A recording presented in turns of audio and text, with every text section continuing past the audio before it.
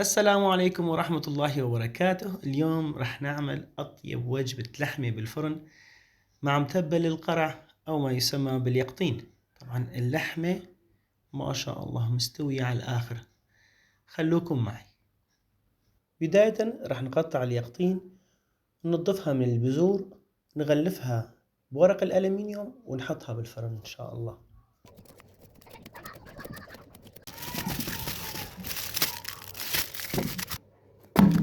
وهلأ رح نحضر اللحمة. طبعا ملحناها ورح نغلفها بورق الزبدة بورق الألمنيوم، رح نحطها بالفرن. هلا صاروا جاهزين ورح نحطهم بالفرن.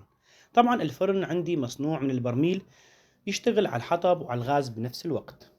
وهون استوى اليقطين، رح نعمل منه أطيب متبل. تابعوا معي.